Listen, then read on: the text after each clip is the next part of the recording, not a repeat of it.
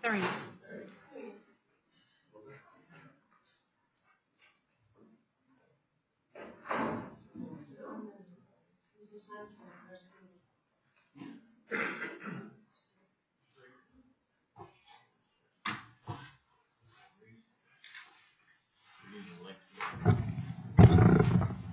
Good morning. I'm going to call to order this public meeting of the Arapahoe County Board of County Commissioners for September 24th, 2019. To my left is Ron Carl, the county attorney. To my far right is Jolene Sanchez, the clerk to the board administrator. Ms. Sanchez, would you please call the roll? Commissioner Conti? Good morning. Good morning. Commissioner Sharp? Here. Commissioner Holland? Here. Commissioner Jackson? Here. Commissioner Baker? Here. Commissioner Holland, would you please lead us in the Pledge of Allegiance? I pledge allegiance to the flag of the United States of America and to the republic for which it stands, one nation under God, indivisible, with liberty and justice for all. Thank you. Mr. Carl, are there any modifications to the agenda this morning? There are no modifications. I would entertain a motion to adopt the agenda. Second. Motion made by Commissioner Holland, seconded by Commissioner Conti. All in favor? Aye. Aye. That motion carries unanimously. This is the time that we've set aside to allow the public to address the Board of County Commissioners on any non-agenda items. There would be a 3-minute time limit per person, and we would ask everyone who comes forward to speak to give us their full name and address for the record. Are there any citizens that want to speak to the Board of County Commissioners this morning? Seeing none, we will close the citizen comment period. There is one set of minutes to approve this morning. These are the public meeting minutes from September 3rd, 2019, and we did have a full board. Are there any questions or comments I would entertain a motion to approve the minutes. So moved. Second. Motion made by Commissioner Conti, seconded by Commissioner Sharp. All in favor? Aye. Any opposed or abstentions? Seeing none, that motion carries. We have several items on our consent agenda this morning. Are there any comments or concerns from any of the commissioners? If not, then I would entertain a motion to approve the consent agenda as presented. Second. Motion made by Commissioner Holland, seconded by Commissioner Conti. All in favor? Aye. Any opposed or abstentions? Seeing none, that motion carries unanimously. We have one public hearing under our general business item agenda this morning. This is public hearing PF 19-001, Polidora 14, Highline East, final plat. The presenter will be Bill Skinner, and our county attorney on this matter is Robert Hill, Senior Assistant County Attorney. Mr. Hill, would you please set the foundation for us? Yes, thank you, Mr. Chair. This application for a final plat has been noticed by publication in the Villager, and by mailing of it to adjacent properties, and by posting the property, all in accordance with the Land Development Code. The board has jurisdiction to proceed. Thank you, Mr. Hill. Good morning, Mr. Skinner. Morning, Commissioners. I'll just a second here and get an image up for you to see.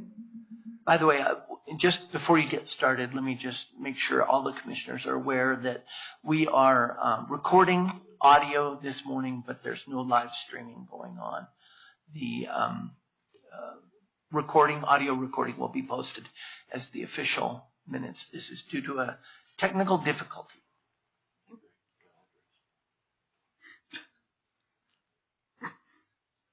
So I've got my desktop up, but not what I'm seeing.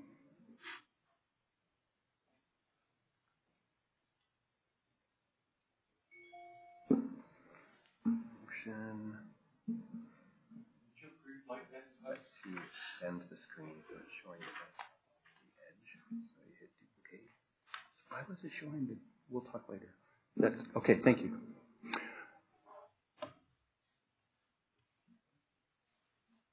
Well, fair enough.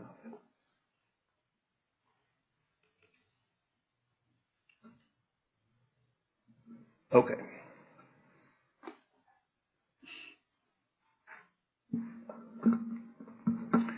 So, this morning, this is case PF 19-001, Polidora filing number 14, final plat is the title on this. The case came in. There was some, depending on how things come in, we give them a preliminary title. So you'll see the notice on the sign. If you were to go to the property, it says filing number 13. It's actually going to be filing number 14. Wanted that in the record. We've also got a 2-page piece up on your table. That's an update to the board summary report. We're just adding that in for the record. It's the engineer's comments. They are completely typical for this kind of a plat situation. The Polidora subdivision number 14 plat is proposed by Thrive Home Builders. They're proposing a plat that subdivides a 2.27 acre property into 16 lots and supporting tracts for 8 paired home buildings, total of 16 units. The plat before you complies with the underlying zoning, which takes the form of the planned unit development, being the La Teresa preliminary development plan, considered a general development plan under our current process, and the Highline East specific development plan recently approved by the Planning Commission. This, being a final plat, doesn't go to the Planning Commission, so we don't have a recommendation. We have a staff recommendation for approval, and I've had limited public comment on this, being one resident across the street who just wanted to have some last-minute discussions to be comfortable what's going on. Didn't know if she'd come today or not. But here she has not.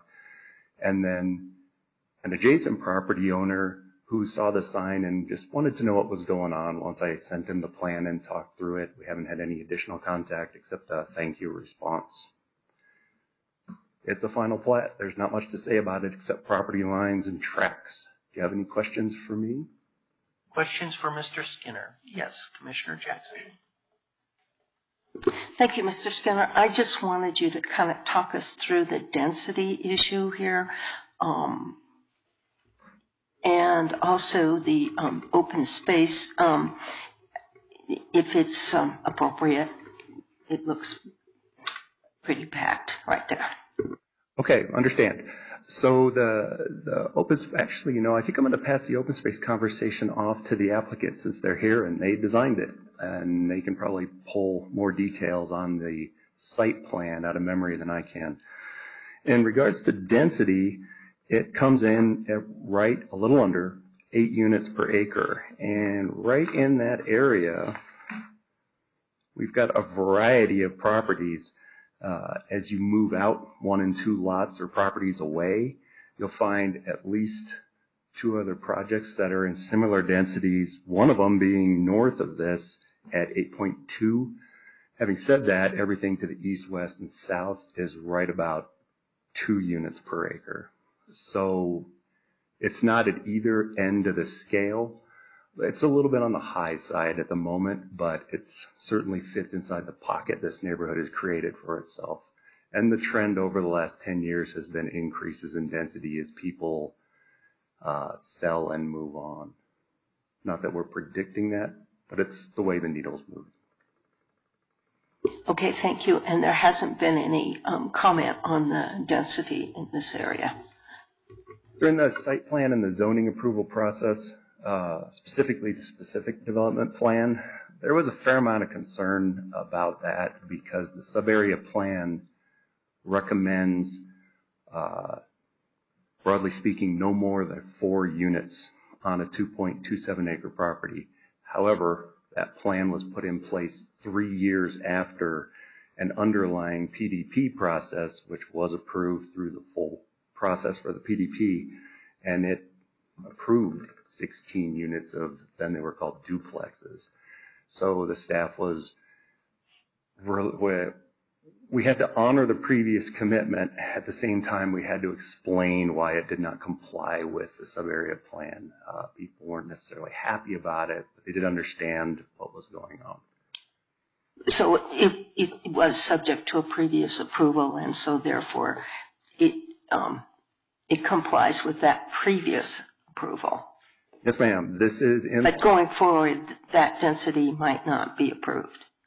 Is that what you said or no?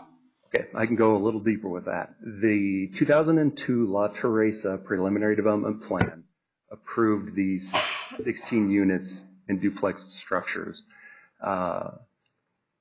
We had some detailed conversations, lengthy conversations internally, including with our legal support, and that was valid. However, and the applicants can speak to this as well, they were told, yes, it's a 2002 plan, it's 15 years old, but it's what you've got, and you're going to have to stay within the envelope that plan created. If someone were to come in, actually, someone did come in. Many people came in over the years and proposed something different, and we put the 2002 plan in front of them and said, you've got to conform to these parameters, or you're in the sub-area zoning and no more than 4 homes. So having to directly answer your question, yes, this complies with the established zoning. Okay, but other lots in the area would not have that same density. They would have to conform to the newer codes. I understand. Anyone rezoning, not necessarily platting or site planning, anyone rezoning, which is where you set your density limit, would have to comply with a sub-area plan. There may be other lots in the area that have some kind of zoning that existed before the sub-area plan that may be able to do something like this. Thank you. We're treating all the properties the same. Any other questions for Mr. Skinner? If not, we would like the applicant to come forward and address the issue about open spaces for one, and we may have other questions for them as well. Understood. Thank you. Thank you. Good morning. If you'd state your name and work address for the record, please. Sure. My name is Brody Smith with Thrive Home Builders. Our address is at 1875 Lawrence Street, Denver, Colorado, 80202. In terms of open space, the PDP and the SDP require 30%, which we are exceeding. Any other questions for the applicant at this time? Commissioner Jackson. I was just wondering if you had other comments about the project that you wanted to share with us, about its development or thought or whatever.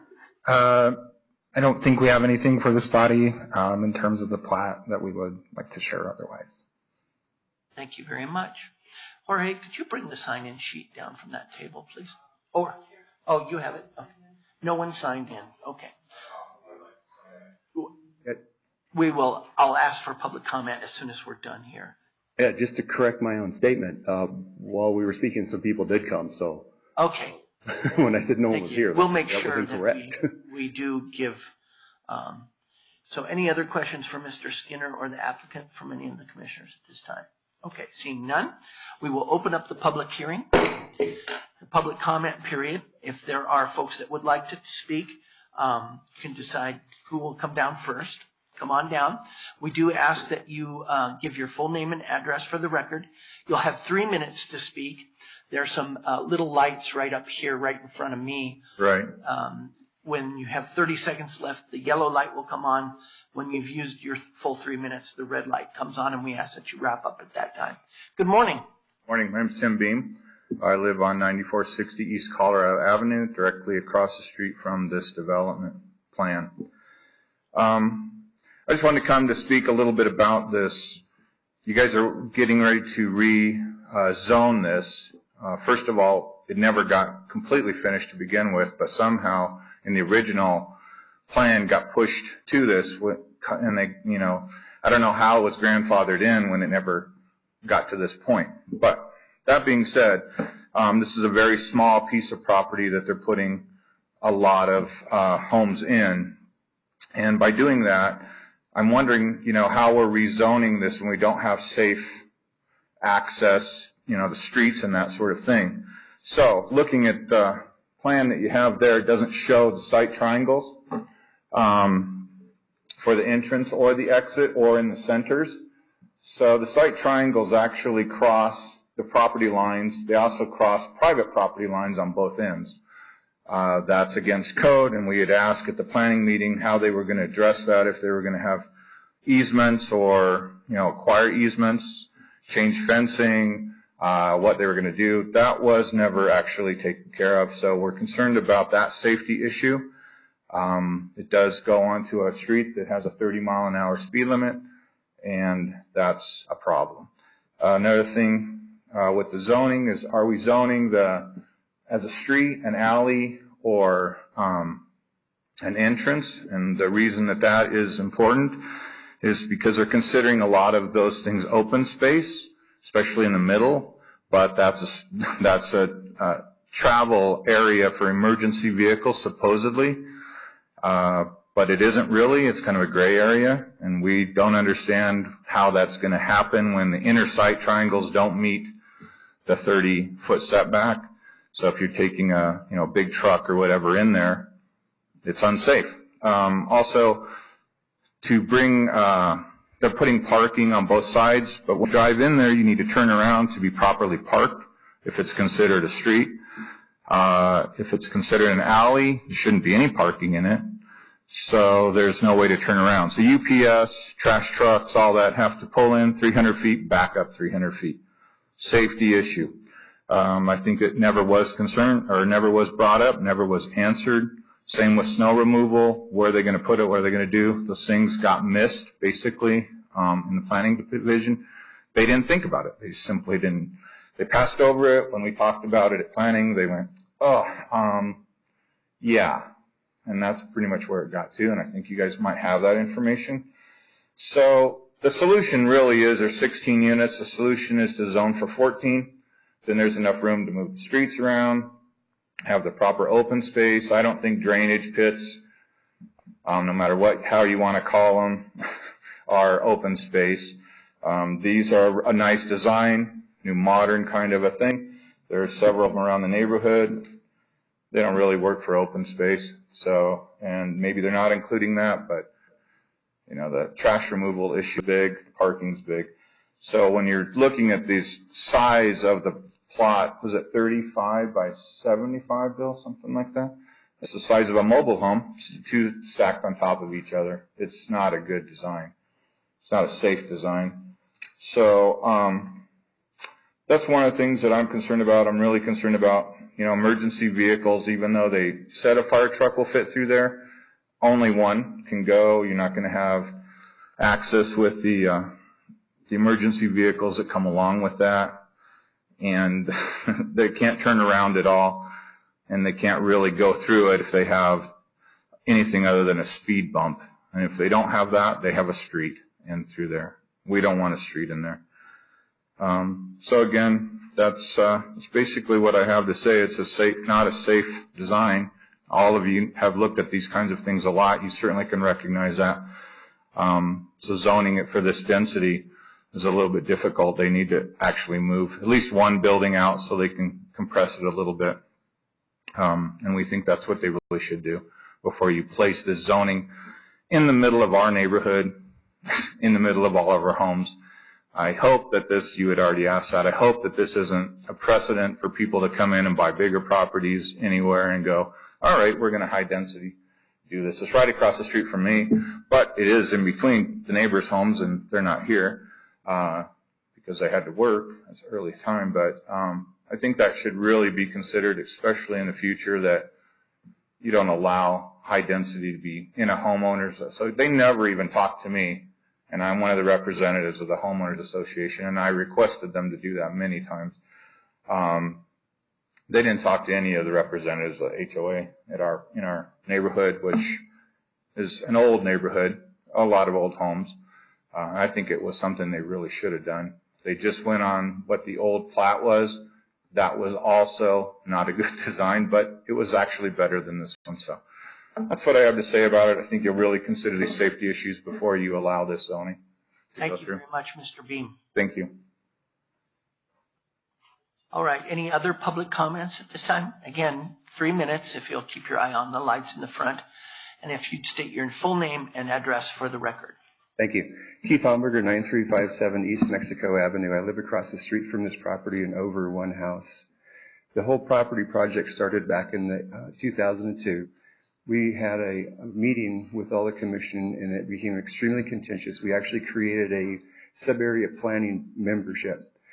They asked for volunteers. I jumped in. We designed the entire area as 1 to 2 units per acre, which would allow, as the gentleman stated earlier, 4 units on this parcel, not the 16 that are being considered.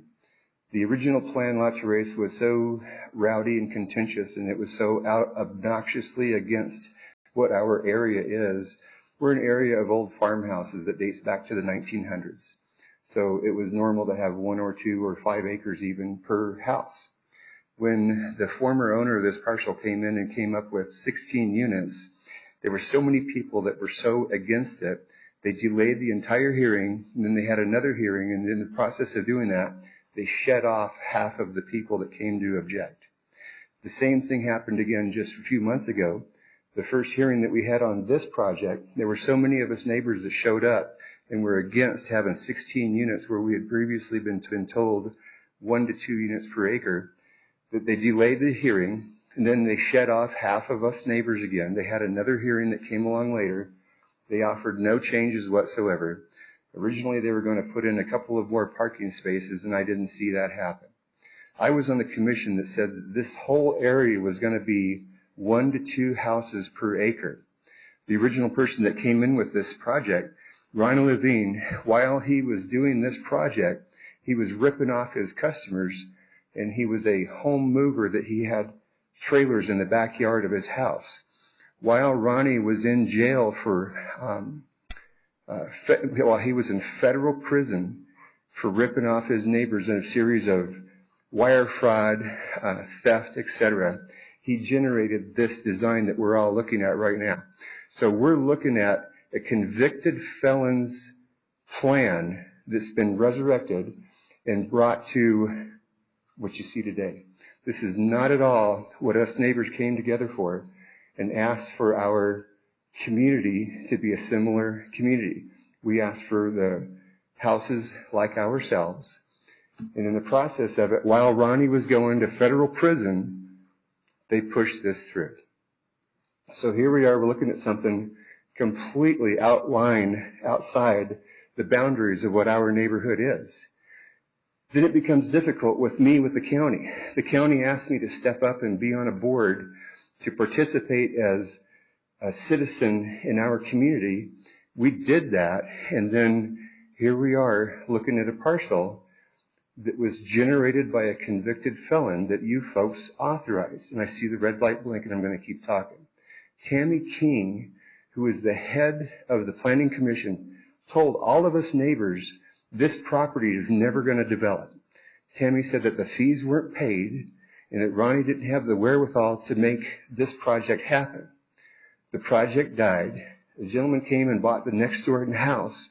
He went and did his due diligence, talked to Tammy King, the head of the Planning Commission. Tammy King told the guy exactly next door, this project is dead. The guy never paid his money. Ronnie Levine never paid his fees. He never paid the money. So if he didn't pay the fees, the project should have died. For 12 years, the head of the Planning Commission has been telling all of us neighbors, this project is dead. She told the guy that bought the house next door, this project's not going to happen. He did his due diligence. He asked the questions, what about the property next door? The head of the Planning Commission said, this is not going to happen. Now, the head of the Planning Commission says it's going to happen. So we're asking for you to stand behind the people of the county and honor their word. Tammy King, the head of the Planning Commission, has told us for decades this deal is dead. We expect you to vote no. We expect you to uphold the good word of the people of the City County Planning Commission to do what they say. Thank you, Mr. Humberger. We appreciate your comments. Any questions? I mean, I was on the Planning Commission. We won't. Do you all have any questions? We don't ask citizens questions, but we'll. I was on the Planning Commission. I was on the Planning Commission that the county set up for this area where we said 1 to 2 DU. As a citizen, I appreciate your input, but as a member of the Planning Commission, I would hope that you would have some questions for me to say, how did the convicted felon pull this off? If there were questions, what we would do is we would arrange for that, for the project, the applicant right here in delayed. But in this format, we don't ask citizens questions, but we may ask staff and or the applicant to address some of those questions as well. That's just the way we do things. Please. So, thank you, Mr. Humberger. Are there any other citizens that would like to? Please come forward. And if you'd state your full name and address for the record, we ask that you would keep your eye on the yellow and red light and 30 seconds versus wrap up for the red. Thank you very much. Good morning. My name's Penny Beam, 9460 East Colorado Avenue. So we are directly across the street from where this is. From my front porch, I will be looking at the fronts of the buildings, which I'm grateful for that. I'm not looking at a row of garages. But the neighbors that do have to look at the row of garages, I feel sorry for. I know this is just the plat meeting. My concerns are, will this stick with the land? So if these developers move on, does the next person who purchases the property have to stick to this design? Because the previous design, Ronnie's design, had 2 cul-de-sacs and was actually more appealing. So one, that's a question. Does it have to be in that straight row? Are those actual lots that people buy? The other question is, or the other comment is, the density is 4 times what everything else around it is. There are, directly to the east, there's high density. And then to the north, there are other duplexes, but they didn't fill in the whole lot with the maximum amount. And that all went through and was built prior to the sub-area plan. This one actually has no adjacent properties that have high density. If we pulled up the map, it literally is in the middle of our block. And that's all I have to say. Thank you very much. Thank you. All right. If we could have Bill Skinner come up and just ask any commissioners if they, you've heard the public comment, and I think that Commissioner Jackson may have some other questions as well. But if you've prepared any answers to what you heard this morning. Okay. Mr. Beam, his questions, the unsafe access. There are site triangles. If we'd like to go deeper into that, we can ask engineering to explain how they work up at the property lines. The zoning and open space, the open space that Thrive mentioned exceeds the requirement, doesn't include the central courtyard, and it doesn't include the detention facilities. The backing issue, now granted, staff doesn't speak to the garbage providers, I'm trying to think what I should call them, the trash company, but we did speak to the fire department, or FedEx or UPS, but we do speak to the fire department. In fact, I personally spoke to the fire department. Usually we pass that off and the applicant handles it. In this case, there was a question about parking. So I inserted myself, and between the first hearing and the second hearing, parking was increased by at least 16 spaces, might be more. I know I can commit to an additional 16 spaces on the property. Snow removal. Yeah, you bet. We're all over that. There's a plan to move that forward and put that in the corners of that open space. We knew that from second week of review half a year ago. Already said the drainage is not the open space. Thrive talked to the, what's the overall HOA, 4 square mile area neighborhood, who I think they felt they were in the same position staff was. I'm speculating here, but they put in a letter saying they neither support nor oppose this. Flat neutral. They understood.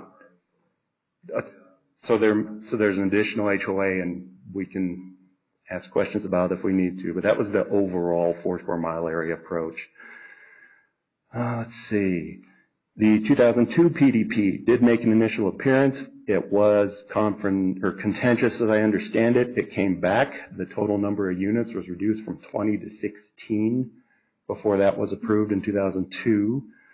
When the 2005 sub-area plan came forward, the board at that time was very clear with the staff and the public that existing zoning entitlements would stand. I understand the concern was if they attempted to overwrite the zoning with the sub-area plan may not have succeeded at all. So that was very clear direction at the time. Parking spaces. You can find it. So we got that. Tammy King. Tammy King was the zoning administrator. Interacts certainly with the Planning Commission, but not in charge of the Planning Commission. That role falls to the board who appoints them, and then they're overseen largely by the planning division manager and the legal staff who guide them. I have heard the concerns that she thought this project was dead a long time ago, and I can't speak to her opinion on that. I mean, she very well have thought that. It seemed unlikely, but something about this piece of property and that previously approved zoning has brought a stream of people into the planning division with walk-in questions and phone calls. Interest has never fully gone away in it. And Penny's question, will this ride with the land? It essentially does. The zoning that has been approved by the Planning Commission rides with the land. So I think I came down to 4 options. Thrive can build it out per the approved site plans and the plat if we establish a plat, or someone else can buy the project with all those approvals in place if they're approved, and then they have to build to those approvals. Or the property can be rezoned by anyone. Thrive, whoever buys it and has that level of authority over it, could rezone it to something else. As I said earlier, if they rezone it, now we're back to four units or 2 DU per acre per the sub-area plan. There's a fourth option. I think the fourth option is just build it out as it is, just not have the plat go through and it constructs as it is today. Oh, fourth option was someone else can propose another variation of the 2002 PDP based on those standards. That's the fourth option. Essentially go down the same path Thrive has, but with a different version under those broad standards. Commissioner Jackson. Yeah, I'm a little taken off guard because I did not hear earlier of these concerns. So I apologize I understand for that. Most concerns came up in the specific development plan hearing, which came to the public twice and ultimately was approved by the Planning Commission. It's site plan / zoning. Right. We didn't have that level of concern on the plat, except in terms that it does establish the number of lots. That was one question that came up. Would these lots be owned? Staff understands that these will be fee simple lots. So people will own their piece of things. So my question is this design set in stone if we approve this? And are there more opportunities going forward, should the board approve it, to modify things? I guess the essential question is what's next? What are the next steps? Are there opportunities for modification? My concern, one of my concerns, of course, when the citizens spoke was safety. If there are safety concerns around fire and emergency and sight lines and access and that sort of thing, you can't really tell from just the preliminary design we get. So that's sort of my question is what kind of assurance do we have that these issues will be carefully looked at and the conflicts and problems resolved one way or the other? And a little more coordination with the citizens, I think, would be very helpful. So that's kind of a glump of things, Bill, but can you kind of address some of that? I can try and deglump that. We'll ask Thrive to come out and talk about citizen outreach. Regarding fire, so you have in front of you the plat. You have property lines and nothing else. Concurrently, running parallel, a specific development plan has been moving through the Planning Commission. It has architecture and pavement widths and driveway lengths and Actually, the one that Thrive ran through is a little more detailed than the standards would require in the Land Development Code. The fire and safety issues, those have been vetted. They've been through the sheriff. The county sheriff has looked at them. In fact, 2 different county sheriff contacts have looked at them. And fire department has had an above average level of review of this. They have required not once, but so they looked at the initial design, which had a slightly wider, I'm not getting into the details there. They looked at the way it was designed the first time, made suggestions, and then required that central courtyard, which is a set of rollover curbs onto a different paving in the site plan, which I haven't brought to you today, but that was Planning Commission's purview. Fire trucks can go over those curbs and S through the middle of development. They have curbs there. Your average person in a car is certainly going to notice if they've trespassed where they shouldn't have when they go over those curbs and onto that central courtyard area, so to speak. The fire department also asked for and asked to have re-verified when we made some minor changes between the 2 hearings. I mean, the impression that nothing was done between the 2 hearings is somewhat troublesome. because I did a lot of work between those two hearings.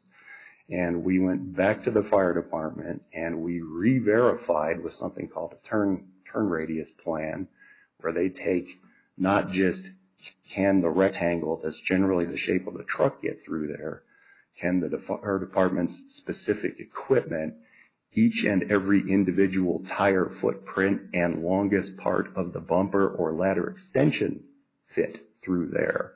And it's done on the computers. There's no guessing. The trucks fit. It's not a problem. That doesn't address the backing of delivery trucks. But we're not worried about fire and life safety. We think we've got that covered. Could you explain the traffic or the access? Do these, because I can't really tell, is there like a figure 8 or is it just an oval kind of where the street's going to be? And is the access onto, was it Parker and Mexico, or is it, or Colorado and Mexico, or is it on those, where are the exits? Okay, Access points. I think Keith and Tim were right in what they portrayed. There's 2 different driveways that come in, one from the north, one from the south. Each one services 8 units, and they'll be signed as private drives, no outlet, and the people drive in, get to their unit, turn into their driveway, go into their garage if they do. If they want to turn around, they have to turn around in a driveway. Okay. The driveways are intentionally, we set the length so that you can't put a car in them. So they'll remain available for that. The driveways, I believe, were 8 feet long. I'd have to look at the site plan. I didn't bring that because I didn't think we'd be going into that. But there's enough street parking? Yeah, there's parking on one side of the street that still leaves 2 full travel lanes on the street. Okay, it's hard. Well, let's call them a private drive. There's 8 spaces on each one of the private drives, plus an additional 4 off-drive spaces for at least 20. We'll ask Thrive, there may be more. Okay, so if I was looking for an address, could I enter on one side on the private drive, drive around the whole thing, and then come back out in the same place I started? Or no, I'd have to go through it and out onto the other side, drive around the block and come back? Your second choice. You'd if you drove in on, say, the South Drive, didn't find what you were looking for, right, you have to turn around in a private driveway and then go back out to the public street around the block and come back in from the north. Oh, okay. Now, the reason staff went that way is that was an original point of contention. The 2002 plan originally showed a street that went all the way through, and the neighborhood hated it. So it turned into 2 kind of hammerhead courtyard cul-de-sac deals. We respected that coming forward with this one, and the original discussion was for a straight shot driveway all the way across, and we said, can't do it. That doesn't match up with a key point in this old plan. So the applicant split the drive. Then fire department said, we don't want to back out of this. Give us a way to pass through the middle. So the applicants designed a courtyard with a healthy drive over curb that a fire truck could negotiate if they have to, but that, your typical private vehicle would be a little bit inconvenienced by. We've discussed bollards and a number of other options with the fire department, and they don't like them. They're willing to go post and chain, which the applicant's not fond of because it's a bit of an aggressive approach. If the board wanted to put a condition of approval on the plat that some kind of a physical barrier agreeable to the fire department be established to stop private vehicle cut through dead in its tracks, I mean, we're open to that discussion, I'm sure, but we'd have to discuss it with the applicant, please. Okay. And I suppose they designed the streets not to be the cut through because they didn't want to make this a shortcut to someplace else. Yeah. Exactly. Then they did increase traffic in that way. Okay. Yeah. I'm going to let somebody else ask some questions for a while. Commissioner Conti. Thank you, Mr. Chair. Just a point of clarity, Mr. Skinner, is the center courtyard that you referred to what I'm seeing, and I apologize, but the graphic that we have, that we've been supplied with in the BSR, is extremely, some of the text is extremely difficult to read, and when you blow it up, it doesn't gain any clarity. So I do have some questions, and I would like some clarity on exactly and confirmation of what I think I'm looking at as the property line, or is it really something different? And then my question is the center courtyard that you referred to the same thing as what is termed on this map as the utility easement? Are those two one and the same? It is right here. So that is the utility easement, according to what I read on this. I think that's what I read. Right. You're just looking at the property lines that bound that. That is on the site plan. It's a bit of a center courtyard space. When we're looking at a plat, it's all you're seeing are the boundaries around it, and there is a utility easement underneath it. There's also a fire and emergency access easement through it. The design of that has to be such that it both looks, and again, we haven't brought the design forward today. That was part of the Planning Commission's purview, but the applicants tried to design this so it's inviting to residents and pedestrians if they want to bounce a ball, and yet uninviting to the public in a vehicle, but still satisfying the fire department's need to get a truck through there. But yes, that is the central area that we're talking about. If you could also confirm for me, the dark line below southeast 1/4 section, and I can't read the rest of it, I'm sorry, below that, is that the property line? Down here, if I may. Well, I was looking at the one above it on the other side, but yeah, that dark line, those are the property lines, or is it that, or are we talking, what is the dotted line above? It's this rectangle bounded by this dark line. That's the east side, this is the west side, north and south. I can certainly understand the fear of where is snow removal going to go, and so the snow, UPS truck, etc. The snow will be gathered up from the driveway and then deposited off the end of that courtyard right there. And same thing from the other one. There's snow storage at the end there. Forgive me, but isn't that basically somebody's front yard?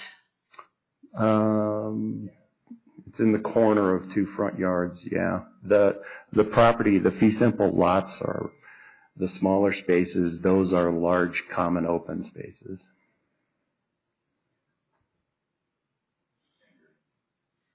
Commissioner Sharp. Yeah, this whole thing really troubles me. I've never seen from the fire department that they haven't had at least like a hammerhead turnaround ever. And I've looked at a lot of plans over 25 plus years. I understand. So I don't get this. Your microphone's not on, Commissioner.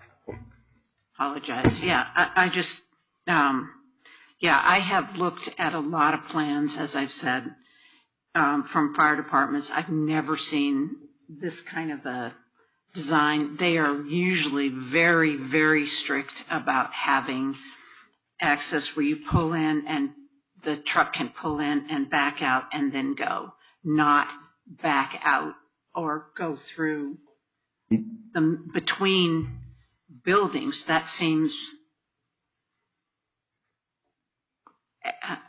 wrong to me, and I don't understand what their reasoning is, so I feel really uncomfortable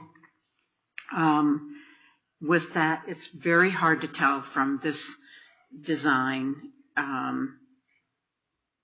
how people even get onto the streets here and have access. So I'm really uncomfortable. So maybe with the number of units here, the design in terms of the access, and I understand, I appreciate all the work that's been done, and as you said, the fire department's looked at this twice. I still don't like it.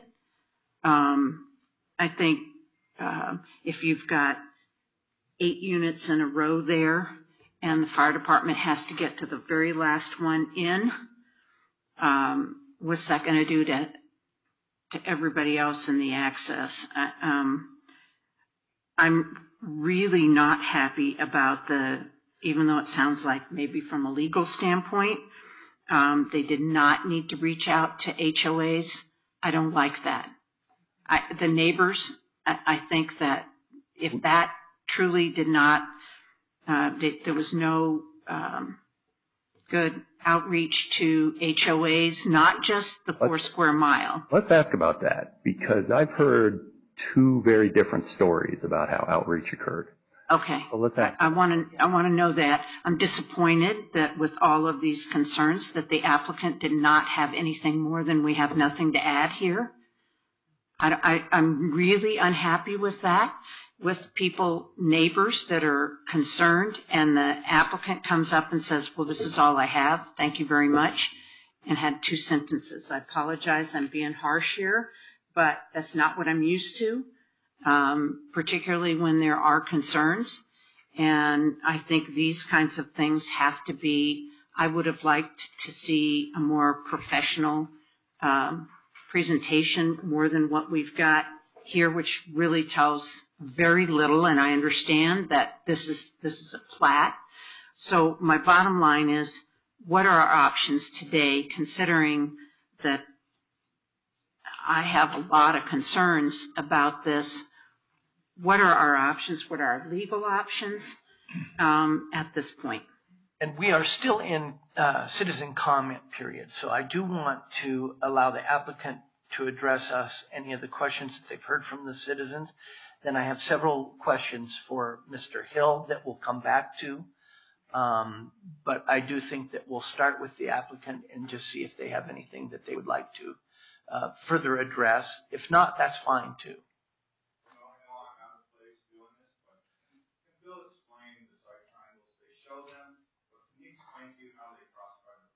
We're going to hear from the applicant first. I think he's heard all the questions, and so if you would take that into consideration. We also have engineering staff that may be the more appropriate people to answer that question as well. But first the applicant, then we have some legal things that we need to answer, and then we'll give a chance. So if that's okay, if the applicant could come forward again, please. And if you have anything that you'd like to add, you've heard the questions from the commissioners, from the citizens. Anything else to add? Sure. Just in terms of the citizen outreach that we did meet with 4 Square Mile neighborhood. We began that process last winter. We met with their development committee, went over in a lot of detail the site plan and the architecture of the project, got a lot of their feedback before they would even allow us to meet with the neighborhood as a whole. Once we had moved through their sort of development committee, we then met with the neighborhood as a whole at 4 Square Mile monthly meetings that they have, and solicited feedback from people there. Many of the citizens that are here today were at that meeting. There were a lot of other people there, so we feel that we have reached out to the neighborhood. We were not aware that there's another neighborhood association. If there is, had we been aware of that, we would have reached out to them. The only one that we had been made aware of that staff had told us about was the 4 Square Mile area. So that's who we met with and who we went and had our meetings with. Commissioner Conti. Can you give me the date? When did you meet with you said you first met with the planning group within 4 Square Mile, and then you met with the constituency as a whole. When did a meeting with the constituency as a whole of the community, when did that happen? It was in February. I think it's right around Valentine's Day. February 19th. Yeah, right around Valentine's Day. I don't know the exact date off the top of my head, but within, a few days of Valentine's Day. Okay. Any other questions for the applicant at this time? Seeing none, thank you very much. Mr. Hill, just a point of clarification, what our options are. And I also had a question for you about the criminal record of the individual. We have certain criteria we can consider in our deliberations about this. And I'm just wondering, is the criminal status or criminal past history of the applicant or person behind the applicant, is that something that we legally can consider? It's really not relevant to the decision that's in front of the board today. I mean, if he designed this plan initially while he was sitting in prison, I mean, you can raise an eyebrow over that, but actually it's not the same plan that was brought forward by Thrive Builders anyhow.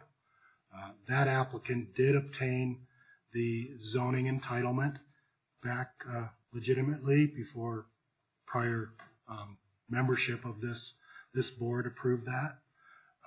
And so that zoning carried through. It vested in some regards relative to the sub-area plan that was decided after the fact.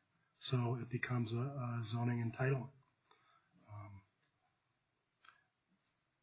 And then as to just the board's options today, I mean, you have the option to approve it, deny it, or approve it with conditions, or continue to a later date to further consider the application and obtain any additional information that you would want. That's one of our options. One of the options. That's one of the options. We're still in citizen comment, and I believe I know where we're headed with this. So the first step is I'm going to end citizen comment, but I don't want you to think that that's the end. And I would entertain a motion. Thank you, Mr. Chair. This hearing has not gone the way we had anticipated. There's an awful lot of questions still hanging in the air. And so I think it behooves the applicant and the citizens of this particular HOA to get together and kind of resolve some of these issues before you come to us again. So in the case of PF 19-001, Polydor filing number 14, final plat, I move to continue the decision on this request to October 8th, 2019, date certain at 9:30 a.m. at the same location to receive further information and clarification that we of the questions that we have raised today. I'll second that. We have a motion and a second. Is there any further discussion on the date? I'm kind of looking at Michelle and Bill. If 2 weeks would be sufficient time, do you think, to because we could choose another Tuesday further out than that? Sir. This bill. Sir? have a bit of a quandary here. The issues we're talking about almost exclusively are part of the specific development plan process, which is in the hands of the Planning Commission, and they've approved it, having seen it twice. I don't really know how to address these issues in the guise of a plat, given that I already have an approved specific development plan with the Planning Commission. But having said that, we can think about it. I got to figure out how. I just don't know if I can craft that in 2 weeks. So a date in beyond the 8th is. Michelle, do you have any suggestions for another date that we could? I have a procedural question. Okay. I'm not sure I understand how. Would you like an overview of the process? Well, yeah. I mean, how do we get to design before we've approved the plat? I would think that it would have to, in the process, that the plat approval, this board would go first, and then it would go to the Planning Commission for the remainder of the things that they need to do. So now we're in a quandary of of having one before the other, and I'm not sure I understand why. I'm completely empathetic to your question. Let me give it a go. So the current planned unit development process entails 3 steps. One is very broad picture. We considered the old PDP to have fulfilled that.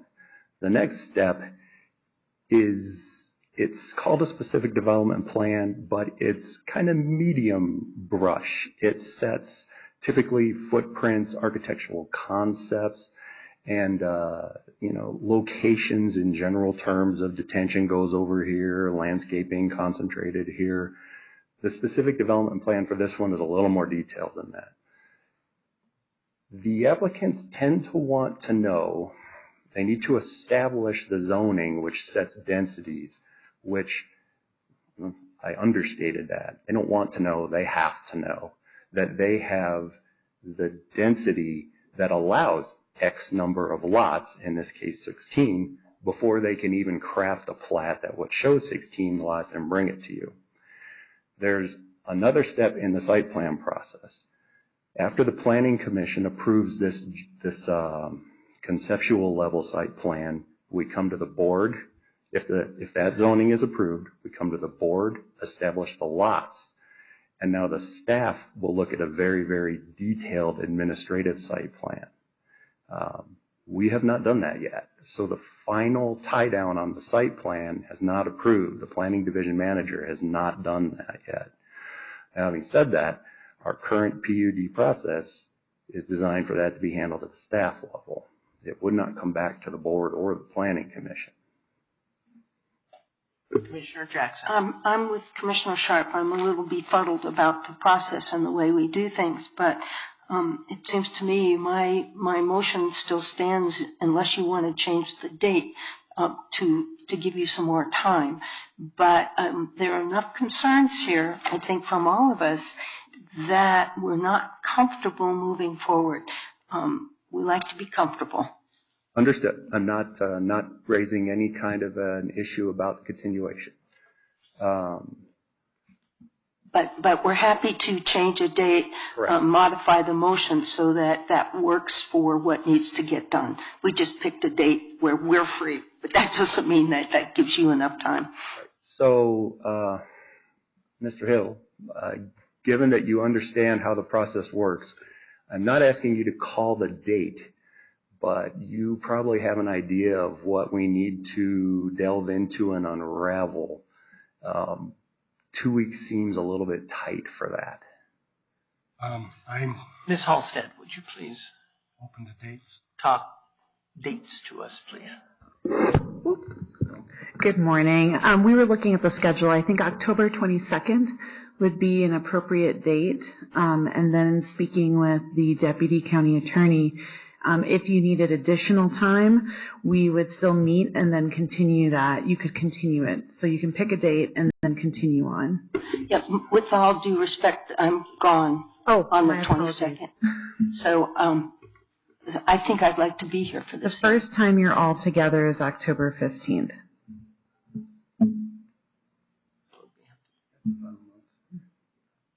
So we could, again, set the date to October. You would pick a date certain, but then you could always extend it should you felt there was We're more. just limited to 40 days out from the date of this commencing this year.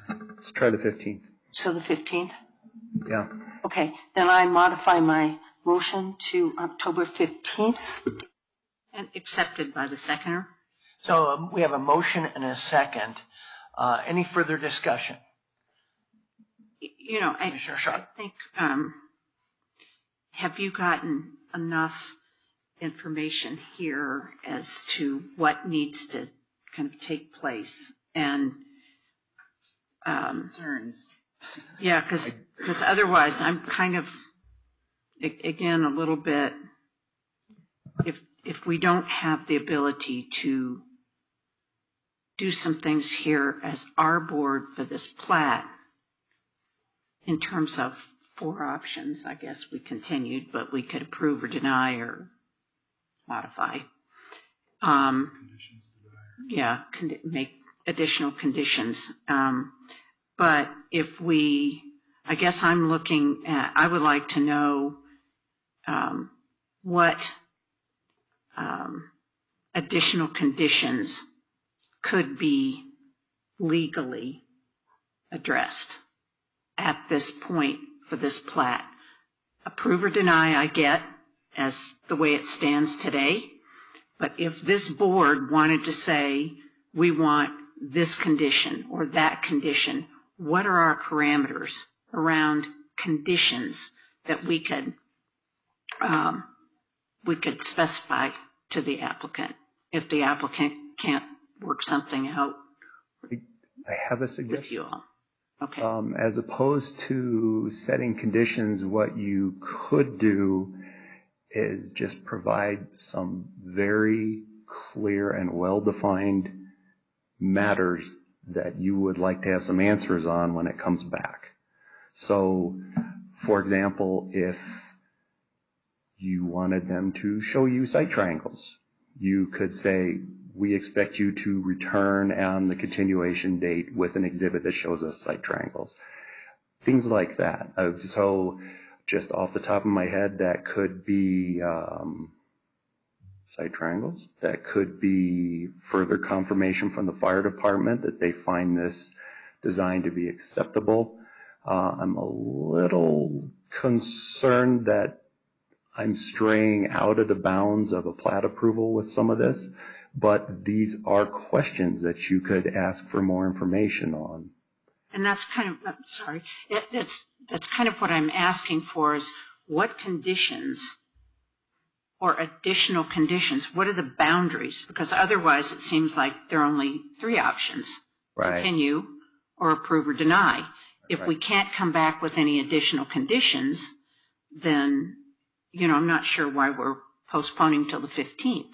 Right. I mean, I think we go forward with it, but I think that if we get answers to the questions and we're still uncomfortable with them, maybe the only choice we have is to deny. Okay. You see what I'm saying? I think You could do, Commissioner Sharp. we need to understand what the boundaries of our authority with, and those conditions legally with the applicant. That's what I'm looking for. So I believe, and correct me if I'm wrong on here, Bob, part of the board approving or denying a plat is considering whether the establishment of the plat has considered life safety in parameters. We wouldn't want to have the board approve a plat which was, say, putting single-family detached homes on a cliff, for a big picture example. So in that kind of a context, perhaps we could look at fire access and site triangles and so forth. I'm not prepared to say that there are no conditions that could satisfy anything. I just don't know off the cuff. I think a continuance would be appropriate to consider whether that's the case. I mean, if there are no such conditions, the board still has the option of approve or deny. That legally is in the board's purview. So. Okay. Commissioner Jackson. I think along with or instead of conditions, I think something we're asking for is just information. And so, I mean, for example, I'm just really interested in the issue of access, and that is a safety issue. So maybe if we need to really just in this particular phase, maybe health and safety are the only things we can consider. But I think this whole, is it a detention pond? Is it open space? Is it an alley? Is it there's a lot of questions here that I personally would like clarity on. So I think part of my discomfort is just, I think it would have really helped to have a really clear presentation. This happens all the time. As Commissioner Sharp says, if we'd had a clearer presentation, I don't mean to throw you guys under the bus, but, to really have a presentation about what the heck is this project about?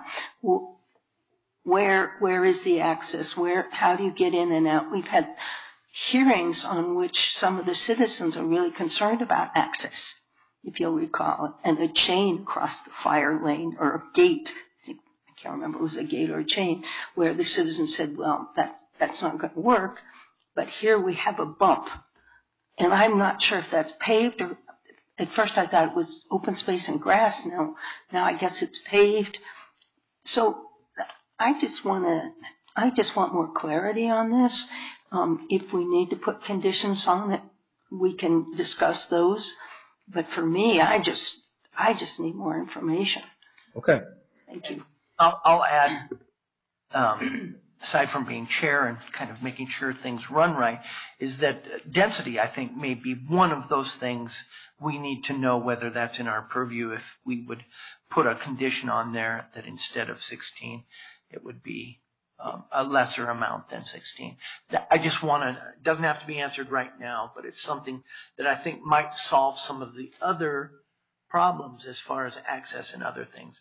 And then, so if that's a condition that's within our ability to put forward.